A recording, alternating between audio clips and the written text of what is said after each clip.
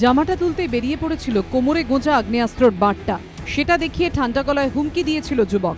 48 ঘন্টার মধ্যে গুন্ডা ট্যাক্সে 5 লক্ষ টাকা পৌঁছে দেবেন, না হলে একটা গুলিও বাইরে যাবে না।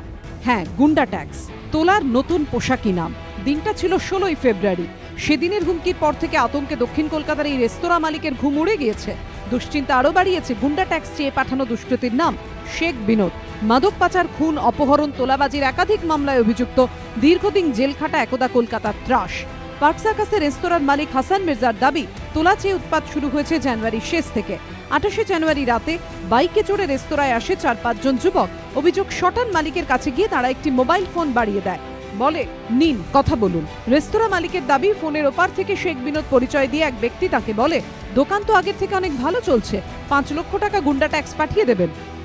আমি ফোন করেছি, আমি বলেছি আমি শেখ বিনোদ বলছি ফ্রম যাদবপুর এরিয়া। তো আমি তখনও চিনতে পারলাম না কে। একটা কাজ করো, আমার একটা ভাই আছে ভারতী পারভেজ বলে, পার্ক সার্কাসে থাকে, ওর সঙ্গে কথা করে নাও, আর তোমাকে 5 লাখ টাকা নিয়ে আমার কাছে আসতে হবে।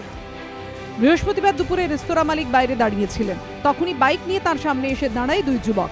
অভিযোগ, রেস্তোরাঁ মালিককে জোর করে পাশের গলিতে নিয়ে গিয়ে তারা প্রথমে সপাটে এক চড় মারে, তারপর কোমরে গোঁজা আগ্নেয়াস্ত্র দেখিয়ে বলে, 48 ঘন্টায় টাকা না দিলে খুন করে দেব।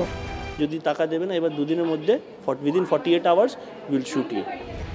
আপাতত তিনি কড়িয়া থানায় শেখ বিনোদ, ভারতী পারভেজ সহ কয়েকজনের বিরুদ্ধে অভিযোগ দায়ের করেছেন।